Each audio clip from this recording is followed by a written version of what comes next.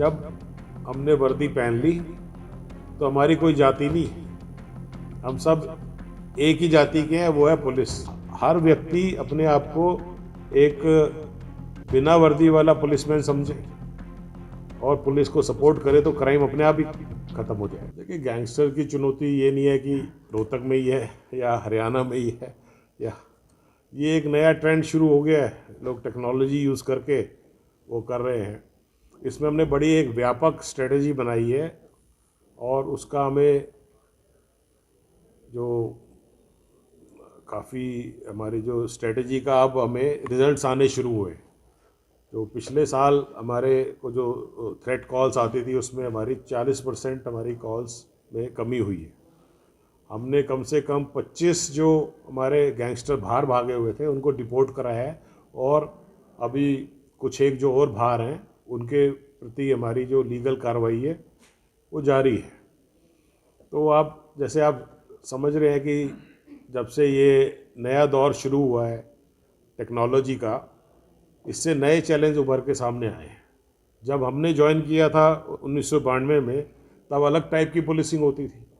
उसके बाद 1995 में इंटरनेट मोबाइल आ गया, तब अलग पुलिसिंग शुरू हो गई।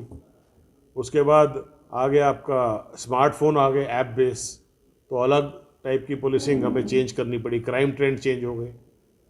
और ये उसी का नतीजा है जो व्हाट्सअप और जो हमारे जो नए फीचर्स हैं टेक्नोलॉजी में, ये क्रिमिनल उसको यूज़ कर रहे हैं। और अब नया चैलेंज अभी आने वाला है जिसके बारे में हम तैयारी कर रहे हैं, वो है आर्टिफिशियल इंटेलिजेंस, एआई।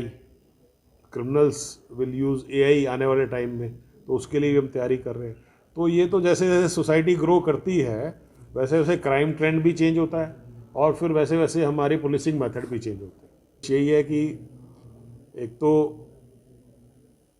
जो पहले पुलिसिंग होती थी वो उसमें सोशल कंपोनेंट या पब्लिक का कंपोनेंट नहीं होता था। अब जो है किसी भी सोसाइटी में पुलिस अकेले रह के नहीं काम कर सकती, हमें मिल के काम करना है। क्राइम रोकना पुलिस का ही काम नहीं है, सोसाइटी का भी काम है, समाज का भी काम है, हर व्यक्ति का काम है। और हर व्यक्ति अपने आप को एक बिना वर्दी वाला पुलिसमैन समझे और पुलिस को सपोर्ट करे तो क्राइम अपने आप ही ख़त्म हो जाएगा। और ऐसे आने वाले टाइम में जैसे जैसे आप देखा होगा, आप मिनट में कहीं पे भी कॉल कर सकते हैं, यूएस में कर सकते हैं, पूरे वर्ल्ड में। अब world has become a global village, तो उसके चैलेंजेस अलग हो गए हैं। तो उसमें हम सबको मिलके काम करना है, हमें आपस में एक दूसरे की जो समस्याएं हैं उनको समझना है। अब नई समस्याएं आनी शुरू हो गई हैं, सोशल मीडिया की समस्याएं आने शुरू हो गई है। लोग अब इस पर आप देखेंगे क्या कैसे कैसी वीडियोस उस पर डाल देते हैं, कैसे कैसे गाने, गन कल्चर प्रमोट कर रहा है, कोई वायलेंस प्रमोट कर रहा है, कोई महिलाओं को इंडिसेंट वे में पोज कर रहा है। तो वो भी एक हमारे सामने चैलेंज के रूप में उभरा है। अभी हमने 67 गाने बैन कराए जो कि इस टाइप के गन कल्चर को प्रमोट करते थे। उसी तरीके से साइबर क्राइम और फ्रॉड जो है, ऑनलाइन फ्रॉड बहुत बढ़ गया है। तो उसमें हम वेबसाइट्स वगैरह को ट्रैक करते हैं और उसको हम ब्लॉक करवाते हैं। तो ये जैसे जैसे नए नए चैलेंजेस आएंगे हम अपने आप को इम्प्रूव करेंगे और उसके अकॉर्डिंगली हम क्राइम प्रिवेंशन की अपनी टेक्निक्स को बदलेंगे। बट अभी इतना ये थोड़ा प्रीमेच्योर है कि भाई कि हर गांव में जैसे वो कांटेक्ट करके और वो सारे उनको रिक्रूट कर रहे हैं। हाँ, कुछ जगह ऐसे देखने में आया है कि नए यंगस्टर्स को उन्होंने इन्फ्लुएंस किया है सोशल मीडिया के मार्फत से, तो उस पर हम एक्शन ले रहे हैं। बट हाँ, ये पॉइंट ज़रूर है, नॉट ओनली गैंगस्टर्स, कुछ विलेजेस जो हैं या कुछ एरिया ऐसे हैं जिसमें क्रिमिनल्स ज़्यादा हैं, तो उस पर हम स्ट्रेटजी बना रहे हैं कि हम कैसे उसको हम उस एरिया को आइडेंटिफाई करें और कैसे उनको हम मेन स्ट्रीम में लाएं, कैसे हम उनको ये समझाएं कि क्राइम का रास्ता अल्टीमेटली जेल में ही जाके ख़त्म होता है। तो ये अगर हम युवाओं में ये हम एक मैसेज हम भेजेंगे, स्पेशली जो यंग जो हमारे स्कूल गोइंग बच्चे हैं, वो क्राइम की तरफ अट्रैक्ट हो जाते हैं और सारी एनर्जी उसमें लगा देते हैं। तो हम अगर उनको, हमारा प्लान है कि हम उसको गाइड करें, वहाँ पे गांव में जाके उनको कुछ अवेयरनेस प्रोग्राम चलाएं, कोई एनजीओ को एसोसिएट करें, और ताकि वो क्राइम की तरफ ना जाके एक कंस्ट्रक्टिव सोसाइटी की तरफ उनका ध्यान जाए, पढ़ाई लिखने में जाए, खेलों में जाए, और ग्रोथ में, सोसाइटी ग्रोथ में वो कंट्रीब्यूट करें।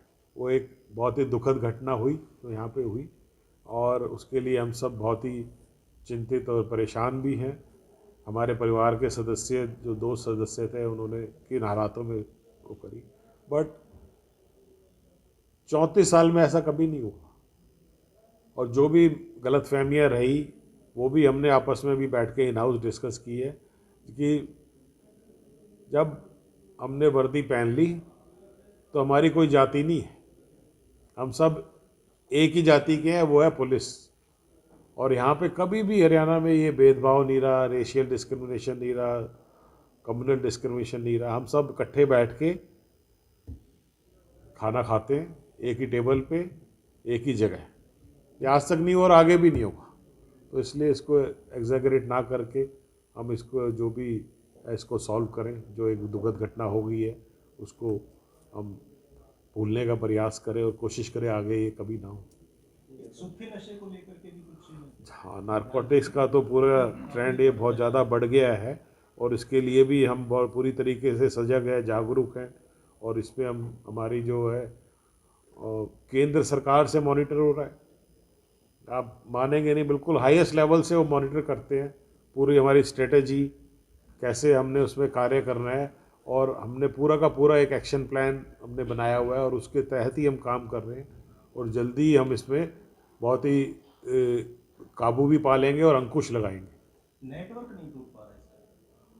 हाँ, नेटवर्क भी ऐसी बात नहीं है टूट नहीं पा रहा, बट इतना ज़्यादा ये वाइड स्प्रेड हो गया, और इसमें कुछ इतने सारे फैक्टर इन्वॉल्व है, फॉरेन एजेंसी भी इन्वॉल्व है, अब आजकल पंजाब से काफ़ी कई सारे फैक्टर्स हैं, वो मैं यहाँ पे डिस्कस करूँगा, बहुत लंबा हो जाएगा, बट उस पर कार्य चल रहा है। और नेटवर्क टूटता है फिर दूसरा नेटवर्क आ जाता है, इसमें कई सारे फैक्टर्स हैं इस पर। लेकिन सर चुनौती तो सबसे ज़्यादा पुलिस के सामने है ही, क्योंकि स्कूल कॉलेज तक पहुंच चुका है। बिल्कुल उसकी चुनौती है, और उस पर हम